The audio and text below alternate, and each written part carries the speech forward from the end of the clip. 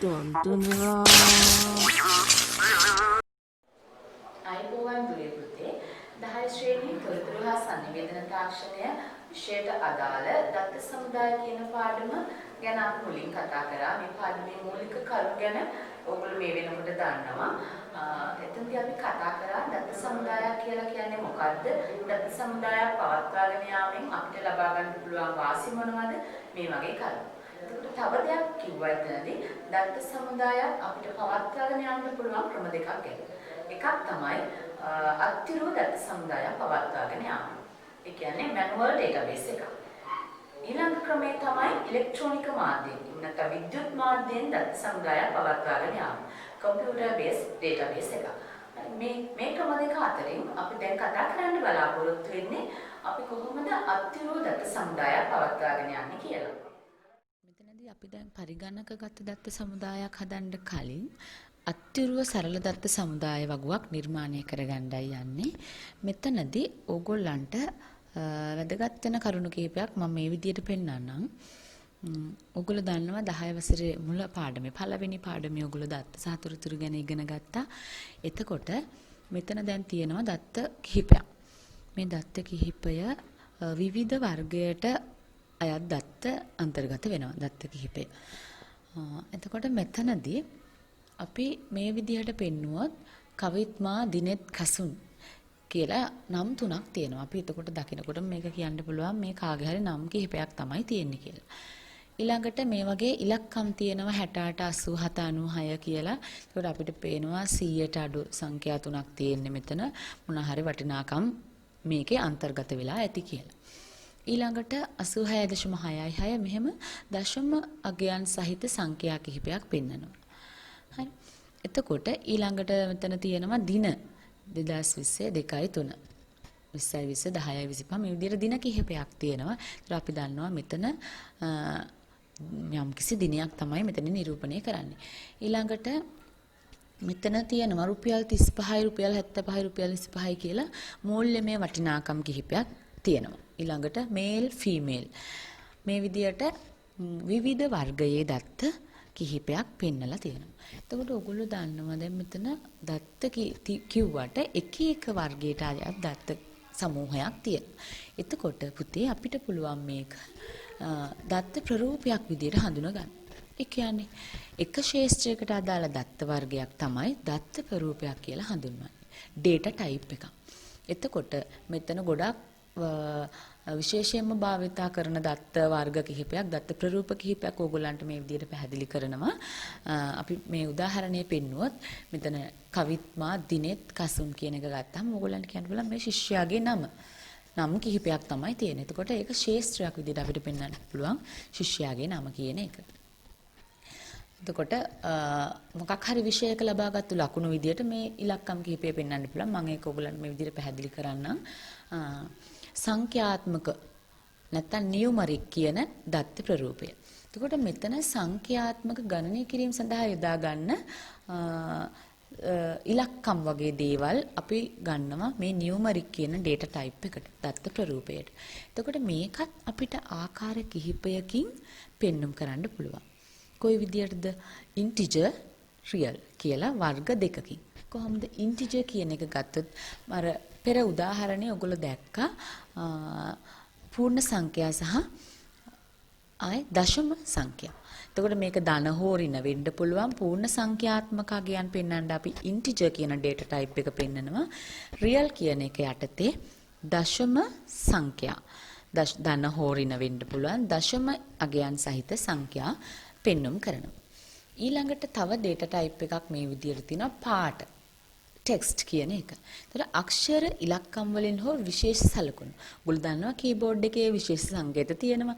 මේවා සහ අක්ෂර ඉලක්කම් තියෙන්නත් පුළුවන් හැබැයි. එතකොට අපි මෙතන මොකද්ද මේ ටෙක්ස්ට් එකේ නියුමරික් කියන එකේ වෙනස ඉලක්කම් තියෙන කතාවක් කියනවා ටෙක්ස්ට් එකේ. වෙනස තමයි අපි මෙතන ගණනය කිරීම වලට වාජනය නොකරන ඉලක්කම් මේ ටෙක්ස්ට් කියන එක යටතට ගන්නවා. දැන් ඔයගොල්ලෝ දන්නවා ජාතික හැඳිනුම්පත් අංකයේ ඉලක්කම් තියෙනවා. එතකොට මේක අවසානයේ V අකුරකුත් තියෙනවා. දැන් අලුත් ඒවායේ නම් V අකුර නැහැ. නමුත් ජාතික හැඳුනුම්පත් අංකය අපි සාමාන්‍ය විදියට අංකය ගත්තොත් V අකුරත් එක්ක ඉලක්කම් තියෙනවා. හැබැයි මෙතන ඉලක්කම් තිබුණා කියලා අපි මෙතන ගණනය කිරීමක් පෙන්눔 කරන්නේ නැහැ. ගණනය කිරීමක් සඳහා යොදාගන්නේ නැහැ. ඊළඟ දත්ත ප්‍රරූපය මුදල් කරන්සි කියන දත්ත ප්‍රරූපය. මේකේ මූල්‍යමය අගයන් දැක්වීමට තමයි අපි මේක යොදාගන්නේ. අපි කලින් සඳහන් කළ උදාහරණයේ පෙන්නවා රුපියල් 35යි 75යි මේ වගේ මූල්‍යමය වටිනාකම්. මෙතන ඩොලර් වලින් වටිනාකම ඩොලර් අගයකින් පෙන්වන්නත් පුළුවන්. රුපියල් වගේ සහ තවත් යූරෝ මේ වගේ මූල්‍යමය වටිනාකම් වලින් පෙන්වන්න පුළුවන් විවිධ වර්ගයේ මුදල්. ඊළඟට දිනය සහ වේලාව කියන එක ගත්තාම අපි මොනහරි දිනයක් වෙලාවක් වගේ දෙයක් දක්වන්න ගන්න දත්ත ප්‍රරූපය තමයි date time කියන එක. මේ දෙකම අපි date and time කියලා කියනවා.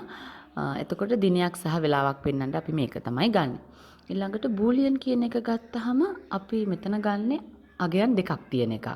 එතකොට yes or no boolean කියන එකේ තියෙන්නේ සත්‍ය අසත්‍ය කියන එක තමයි. එතන එහෙම නැත්නම් හරි වැරදි මේ වගේ අගයන් logical values දෙකක් තියෙන එකක්. logical අගයන් දෙකක් තියෙන එකක් තමයි අපි මේ boolean කියන වගේ එකකට ගන්නෙ. ඔයගොල්ලන්ට දැන් පෙන්නපු උදාහරණය මම ඔයගොල්ලන්ට කලින් පෙන්නුවා උදාහරණයක්. මෙතන මේ දත්ත සමූහයක් මම පෙන්නුවා ඔයගොල්ලන්ට. මේ දත්ත ටික ඔයගොල්ලන්ට මේ විදිහට පෙළගස්සන්න පුළුවන්. නම ලකුණ උපන්දිනය ප්‍රතිශතය ස්ත්‍රී පුරුෂ බව. මෙන්න මේ වගේ අපිට data types වලට අනුව වෙන් කරලා පැහැදිලිව ඉදිරිපත් කරන්න පුළුවන්. දැන් ඔයගලන්ට මම පොඩි ක්‍රියාකාරකමක් දෙනවා කරන්න. චුට්ටක් බලන්න මේක ඔයගොල්ලෝ දැන් ඉගෙනගත්තු දත්ත ප්‍රරූප දාලා මේක කොහොමද අපි සම්පූර්ණ කරන්න කියලා. මෙතන ශේෂ්ත්‍රයන් ටික වෙනම පෙන්눔 කරනවා. ඔයාලට තියෙන දත්ත ප්‍රරූපය තෝරගන්න. මෙතන පළවෙනි එක තියෙන්නේ ඇතුළත් වීමේ අංකය. එතකොට ඇතුළත් වීමේ අංකය මොන වගේ දත්ත ප්‍රරූපයකටද අයිති වෙන්නේ කියන එක බලන්න.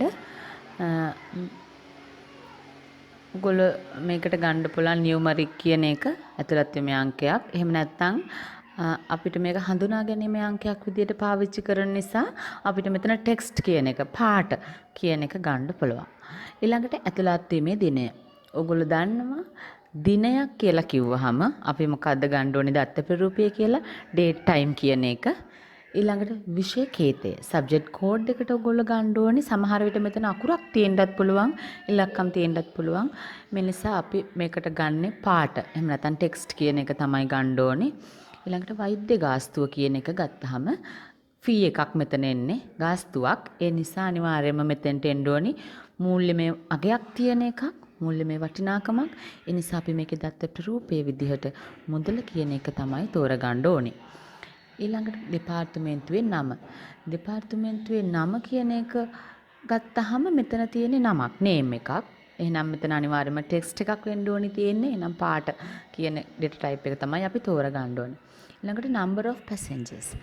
number of passengers කියන්නේ සංඛ්‍යාත්මක අගයක්. මෙතන සංඛ්‍යාත්මක අගයක් තමයි නිරූපණය කරන්නේ.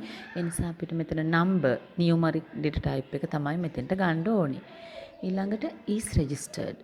is registered කියන තැනදී yes or no මෙතන උත්තර දෙකයි තියෙන්නේ. is registered කියන්නේ register වෙලා ඇද්ද එහෙම නැද්ද. එහෙනම් ඔව් නැත කියන දෙකෙන් එකක් තමයි මෙතෙන්ට එන්නේ. ඒ නිසා අපි මෙතෙන්ට ගැලපෙන්නේ boolean කියන දත්ත ප්‍රරූපය.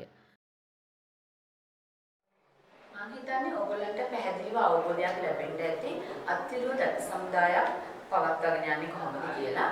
අපි දැන් බලමු අත්තිරුව පවත්වාගෙන යන දත්ත සමුදාය කොටස කොහොමද ඉලෙක්ට්‍රොනික මාධ්‍යයට පරිවර්තනය කරගන්නේ කියලා. මෙන්න මෙතෙන්දී දත්ත සමුදාය කළමනාකරන මෘදුකාංග හඳුනා ගන්න වෙනවා.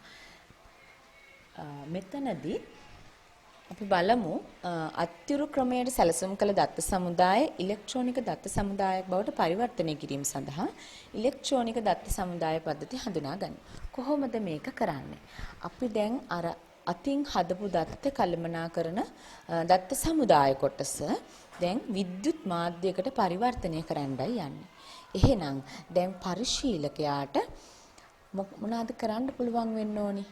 මේ දත්ත සමුදාය නිර්මාණය කරන්න පුළුවන් වෙන්න ඕනි. ඒක සැලසුම් කිරීම සහ නඩත්තු කිරීමට පහසුකම් සපයන ක්‍රමලයක එකතුවක් අපි දත්ත කළමනාකරන පද්ධතියක් තුලින් ලෙස හඳුන්වනවා.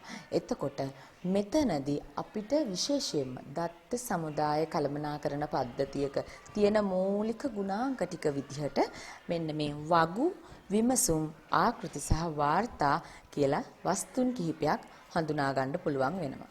ඒක ඕගොල්ලන්ට මෙන්න මේ විදිහට පෙන්වන්න පුළුවන් දත්ත සමුදාය කළමනාකරන පද්ධතියක තියෙන මූලිකම කොටස් ටික තමයි පුතේ වගු වාර්තා ආකෘති සහ විමසුම් කියලා කියන්නේ tables, queries, forms and reports. මෙන්න මේ ටික. එතකොට අපි දත්ත සමුදාය කළමනාකරන පද්ධතියකදී මෙන්න මේවා නිර්මාණය කර ගැනීමෙන් අපේ දත්ත සමුදාය කළමනාකරණය කර ගැනීම ඉතාමත් පහසුවෙන් කරගන්න පුළුවන් වෙනවා. එතකොට මෙතනදී වගු කියන එක ගත්තාම සම්බන්ධිත දත්ත සමූහයක් තියෙනවා. අපිට දත්ත වගු කිහිපයක් හදලා මේ කීපය අතර සම්බන්ධතාවයක් ගොඩනගා ගන්න පුළුවන්. ඒ තුලින් අපිට queries වෙන් කර ගන්න පුළුවන්. එක එක වගුවෙන් අවශ්‍ය ශේෂ්ත්‍රයන් ටික විතරක් වෙන් කරගෙන වෙනම queries හදා ගන්න පුළුවන්, විමසුම් හදා ගන්න පුළුවන්. එහෙම නැත්නම් අවසානයේ මුද්‍රිත සාරාංශයක් විදිහට මුද්‍රණයක් කරගන්න ඕයි නම් අපිට වාර්තා රිපෝට්ස් විදිහට print out ගන්න පුළුවන්. ඊළඟට අපිට දත්ත ආදානය කිරීමට සහ බලා ගන්න පරිශීලකට පහසුවෙන් බලා ගන්න පුළුවන් විදිහට ආකෘති පත්‍ර නිර්මාණය කරගන්නත් පුළුවන්. එතකොට ඕගොල්ලෝ දත්ත සමුදාය කළමනාකරන පද්ධති මේ වගේ දත්ත සමුදායක් ගොඩනගා ගන්න කළමනාකරන පද්ධති ගොඩක් තියෙනවා අපිට මේකෙන් මූලිකම විදිහට හඳුනා ගන්න පුළුවන් මෙන්න මේ දත්ත සමුදාය කළමනාකරන පද්ධති ටික. ඕගොල්ලන්ගේ විෂය නිර්දේශයට අදාළව දීලා තියෙනවා විවිධ නිෂ්පාදන සමාගම් විසින් නිපදවා ඇති දත්ත සමුදාය කළමනාකරන පද්ධති මුදුකාංග කිහිපයක් මෙතනින් Microsoft company එක Microsoft ආයතනයේ විසින් MS Access Microsoft Access කියන මෘදුකාංගය හඳුන්වලා දීලා තියෙනවා. Document Foundation කියන ආයතනයේ base කියන මෘදුකාංගයත් Oracle Corporation එක Oracle කියන මෘදුකාංගය දත්ත සමුදාය කළමනාකරන මෘදුකාංගයත් හඳුන්වලා දීලා තියෙනවා. මීට අමතරව පුතේ ඔයගොල්ලන්ට බලා ගන්න පුළුවන් මම එක ලින්ක් එකක් මෙතන දීලා තියෙනවා. ඊට අමතරව දත්ත සමුදාය කළමනාකරන පද්ධති වලට උදාහරණ මෘදුකාංග හොයන්න පුළුවන් ඉන්ටර්නෙට් එකට ගිහින් මෙතන මම දීලා තියෙන උදාහරණයෙන් ඔයගොල්ලන්ට මේ වගේ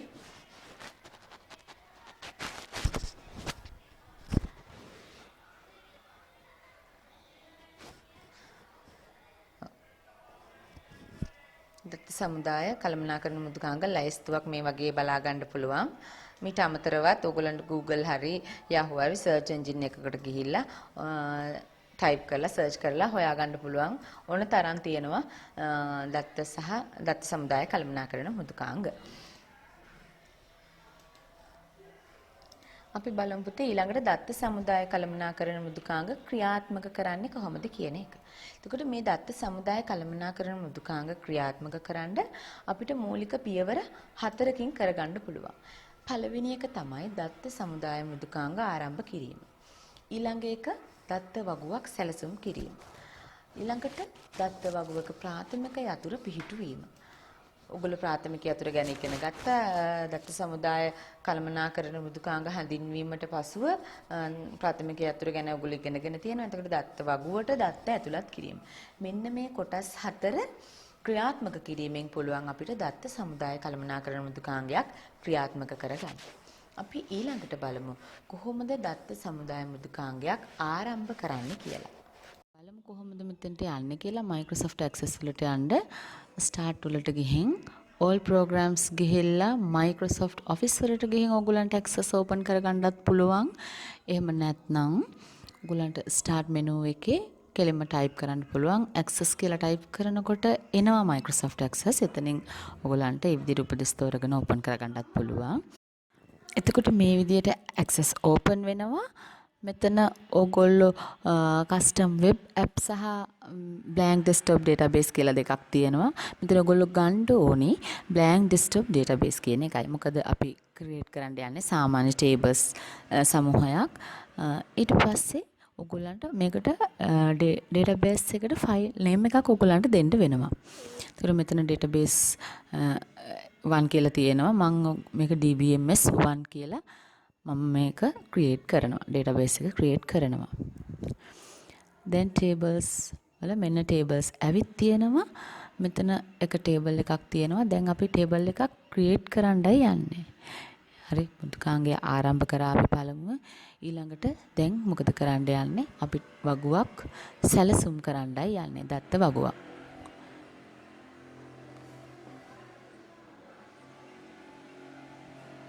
මෙන්න දැන් අපි table එක create කරන්නයි යන්නේ. එතකොට මෙතන අපි දන්නවා අපිට අවශ්‍ය field names ටික මොනවද? අපි fields ටික දෙන්න ඕනේ. දැන් මෙතන auto එකක් ඇවිල්ලා තියෙනවා. primary key එක ඔයගොල්ලෝ primary key එක ගැන දන්නවා.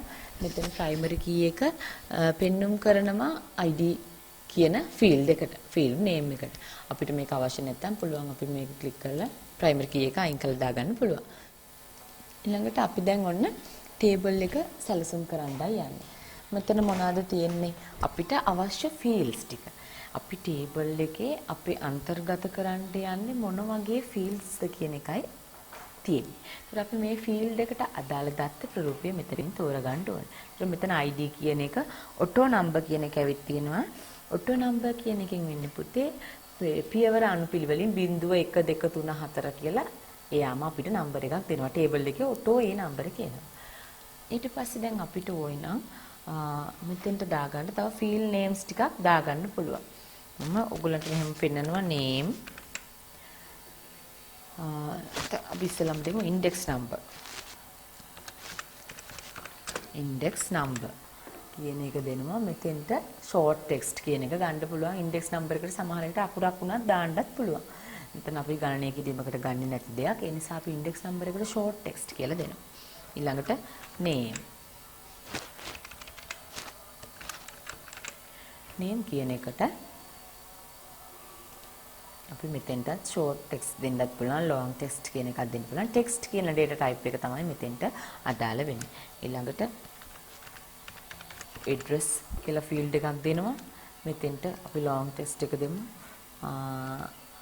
ඊළඟට date of birth. date of birth කියන එක ගත්තාම මෙතෙන්ට අපි පැහැදිලි මෙතෙන්ට දිනයක් එන්න ඕනේ. ඒ නිසා අපි මෙතෙන්ට date time කියන එක ගන්නවා. ඊළඟට මම ඔයගොල්ලන්ට දෙනවා මෙතන salary. නැත්නම් price කියලා දෙමු. price. මෙතන මිලක් තියෙනවා. එහෙනම් අපි මෙතෙන්ට ගන්නවා මොන වගේ එකක් දෙන්න ඕනේ. data type එක currency විය යුතුයි. price එකක් ගැනයි කියන්නේ. ඒ නිසා data type එක currency දෙනවා. ඊළඟට gender කියන එක ගත්තොත් ඔයගලන්ට කැමති fields ටිකක් දීලා මේක බලන්න විවිධ data type යටතේ මෙතන short text කියලා දෙනවා. gender අපි male or female කියන එක සඳහන් කරන්න ඕනේ. ඊළඟට මම මෙතන subject marks maths marks කියලා දෙනවා.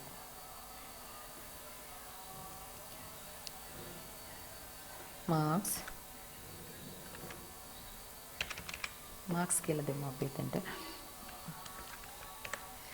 marks කියලා දෙනවා මෙතන. මේක ලකුණක්. ඒ නිසා අපි මේක ගන්නේ කිරීමකට ගන්න දෙයක් නිසා මම මේකට number කියලා දෙනවා. දැන් ඔයගලන්ට තේරෙනවා මේ අපි එක field names උඩ click කරනකොට මේ field properties වෙනස් වෙනවා. මේ පහළ තියෙන field properties වෙනස් වෙනවා. ඒකට මේකේ අපිට මේ properties එකින් එකට අවශ්‍ය වෙනස්කම් කරගන්න පුළුවන් ඒවත් තියෙනවා. නමුත් ඔයගලන්ට මෙතන ඔයගලගේ විෂය නිර්දේශය තුළ වැඩි මේ field properties ගැන ගොඩාක් දුර ඉගෙන ගන්න අවශ්‍ය නැහැ. නමුත් ඔයගොල්ලෝ මේක බලන්න ID number එක ගත්තාම මෙතන field size එක තියෙනවා long integer short integer වර්ග තියෙනවා. ඒතර අපිට මේකේ සාමාන්‍යයෙන් එන්නේ long integer කියන එක අපි මේකට දාන්න ඕනි ඉලක්කම් වල ප්‍රමාණයන් ගැන තමයි කරන්නේ තක්සේරු කරන්නේ. එතකොට මෙතන index number එක කියන ගත්තාම field size එක 255යි කියලා තියෙනවා. අපිට ඊට වඩා වැඩි එකක් ඕනි නම් මේකේ ෂෝට් ටෙක්ස්ට් කියන එක පාවිච්චි කරන්නේ නැතුව වෙන එකක් පාවිච්චි කරන්න පුළුවන්. ලොන්ග් ටෙක්ස්ට් කියන එක ගත්තාම ඔයගලන්ට පේනවා එතන ඊට වඩා ඒ අගයක් පෙන්වන්නේ නැහැ. අපි ෂෝට් ටෙක්ස්ට් කියන එක ගත්තොත් එතන ඉලක්කම් ඔය සංකේත අපිට පාවිච්චි කරන්න පුළුවන් 255ක් විතරයි. අන්න ඒ වගේ ෆීල්ඩ්ස් ටිකක් මෙතන වෙනස් කරගන්න පුළුවන් ප්‍රොපර්ටිස් ටිකක් තියෙනවා. ඊළඟට අපි දැන් මෙතන ඔයගලට ටිකක් වෙනස් කරලා පෙන්නන්නම්. අපි මෙතන මාක්ස් කියන එක ගත්තාම දැන් අපි නම්බර් කියලා දුන්නා සංඛ්‍යාත්මක අගයක්. එතකොට අපි මෙතන මන්ට වැලිඩේෂන් රූල් එකක් දෙන්න පුළුවන්. කුඩයි 100 හෝ සමානයි. කුඩයි හෝ සමානයි 100 කියලා මම දෙනවා. දීලා මම වැලිඩේෂන් ටෙක්ස්ට් එකක් දෙනවා. එහෙම නැති වුණොත් දර්ශනීය වෙන්න ඕනේ ඒක. මොකක්ද? invalid number. invalid number. මේ වගේ මම වැලිඩේෂන් ටෙක්ස්ට් එකකුත් දීලා දැන් මම මේක සේව් කරනවා. අන්න ටේබල් එක සේව් කරා. දැන් මේ grade 10 TT කියන එකට ගිහින් බැලුවාම ඔයගලන්ට මෙන්න මේ වගේ ටේබල් එකක් බලා ගන්න පුළුවන්. හැබැයි අපි තාම මේකට දත්ත ඇතුළත් කරලා නැති නිසා අදාළ ෆීල්ඩ්ස් ටිකත් එක්ක ටේබල් එක මේ විදිහට පෙන්නනවා. එතකොට දත්ත වගුවක ප්‍රාථමික යතුරු පිහිටුවීම ගැන ඔයගලන්ට කිව්වා. ප්‍රාථමික යතුර මේ ෆීල්ඩ් එක අපි සිලෙක්ට් කරලා අපි ID නම්බර් එක ඔටෝ නම්බර් කියන එකට ආවා. මෙතනට ගිහින් ප්‍රාථමික යතුර මේ විදිහට පිහිටවන්න පුළුවන්. ප්‍රාථමික යතුරෙන් වෙන්නේ මොනවද? ඔයගොල්ලෝ පැහැදිලිව මේක පාඩම පටන් ගත්ත මුල් කොටසින් ඔයගොල්ලෝ ඉගෙන ගත්තා. දැන් අපි ප්‍රාථමික යතුර පිහිටවන්නේ මෙන්න මේ විදිහටයි. මේක ඉවත් කරන්නත් පුළුවන්. ඒක උඩම ක්ලික් කරලා. හරි. ඒකට ප්‍රාථමික යතුරෙන් තමයි අපි වගු අතර සම්බන්ධතාවය ගොඩනගන්නේ. ඔයගොල්ලෝ ඊළඟ කොටසින් මේ වගු අතර සම්බන්ධතාවය ගොඩනගාගන්නේ කොහොමද කියන එක ඉගෙන ගන්නවා. අපි මේ විදිහට ඩිසයින් කරගත්ත ටේබල් එක මේ වගේ ෆීල්ඩ් නේම්ස් ටික දුන්නා, data types දාලා මේ වගේ වගුව නිර්මාණය කරගත්තා. දැන් බලමු කොහොමද මේකට දත්ත ඇතුළත් කරන්න කියලා.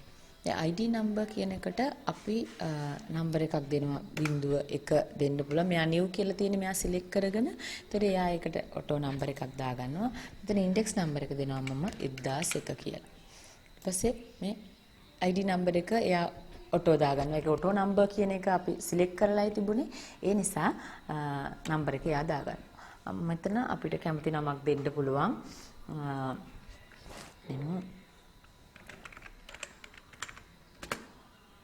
මහේෂ් මම මේ නම් කිහිපයක් දෙනවා. address, Candy, date of birth, 2001 දැන් මම මෙහෙම දිනේ දුන්නාම එයා ඒකේ ෆෝමැට් එක දාගන්නවා. අපිට මේ date ෆෝමැට් එක පුතේ වෙනස් කරගන්න පුළුවන් ඕයි නම් අර අපි design view එකේදී date එකේ ෆෝමැට් එක වෙනස් කරලා. දැන් මෙතන price එක ඩොලර් වලින් ඇවිත් තියෙන්නේ. අපිට ඕන නම් මේක රුපීස් වලින් දාගන්න පුළුවන්. නිසා එහෙම ඕන නම් අපි මේක ගිහින් design view එකට ගිහිල්ලා වෙනස් කරගන්න ඕනේ. price එක මෙතන currency කියන එකේ currency මෙන්න මෙතනින් මෙතන ඩොලර් සයින් එකයි වැටලා තිබුණේ. අපිට ඕන නම් ෆික්ස්ඩ් එකක් මේ විදියට දෙන්න පුළුවන්. දීලා ඒක සේව් කරලා අපිට එතනින් වෙන කරන්සි එකක් රුපීස් විදියට දෙන්න පුළුවන්. ඒතකොට මම මෙතන දෙනවා ප්‍රයිස් එක 150යි. Gender male. මාක්ස් අපි මාක්ස් වලට වැලිඩේෂන් රූල් එකක් දෙන වළංගුතාවය ගැන අර ප්‍රොපර්ටිස් පෙන්වන්න ඕන නිසා මම ඔයගලන්ට එතන ඇතුළත් කරා. මම මෙතන දැන් දෙනවා 70යි කියලා. ඊට පස්සේ මම දෙවෙනි රෙකෝඩ් එකට යනවා. ගිහිල්ලා මම මෙතන 1002 කියලා දෙනවා. ඔටෝ නම්බර් එක යනිකම්ම දා ගන්නවා මෙතන. එකයි අපි ඔටෝ නම්බර් එකකින් වෙන්නේ. ඔටෝ නම්බර් එක වැටෙනවා. ඊළඟට මම මෙතන දෙනවා කසුනි මොන හරි නම් ටිකක් දෙන්න පුළුවන්. ඊට පස්සේ කැන්ඩි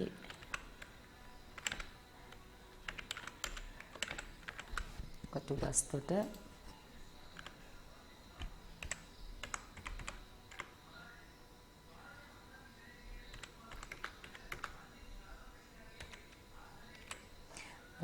දෙක මේ විදිහට දිනයකුත් දෙනවා. ප්‍රයිස් එකත් කැමති ගාණක් දෙන්න පුළුවන්. මේ මෙතන ෆීමේල් කියලා දෙනවා. ඊළඟට මාක්ස් වලට පුතේ අපි 100ට වඩා වැඩියෙන් දුන්නොත් බෑ. ඒක ඉර එකක් එන්න විදිහටයි දුන්නේ. බලමු අපි චුට්ටක් වැඩි ගාණක් දීලා මම 110 දෙනවා. දීලා 110 දීලා ඊළඟ රූල් එකට යනකොට මට යන්න බෑ. Microsoft Access invalid number කියලා පෙන්නනවා. ඕකේ කරලා මට මේක නිවැරදි කරොත් විතරයි යන්න පුළුවන්. ඒක තමයි අපි අර validation rule එකෙන් කරේ. marks 100ට වඩා වැඩි ඉලක්කමක් අපිට දෙන්න බෑ. 100 දීලා බලමු 100 හෝ කියලා දුන්නේ මම. ඒ නිසා මට 100 දාන්න permission දෙනවා. 100ට වඩා වැඩි ඉලක්කමක් තමයි දාන්න දෙන්නේ නැත්තේ. ඊළඟට 1003 මේ විදිහට තමයි පුතේ අපි table එකට data enter කරන්නේ. ඊළඟට දිනේ මොන හරි නමක් දෙන්න පුළුවන්. අපිට අවශ්‍ය නම් ටික ටයිප් කරගන්න.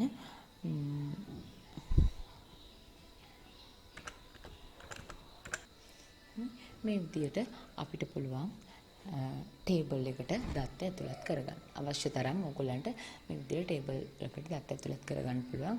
අපිට අවශ්‍ය නම් තව ටේබල් එකක් මේකට නිර්මාණය කරගන්න පුළුවන්. මේක සේව් කරන්න. එතකොට මේ data ටික මේකේ සේව් වෙනවා.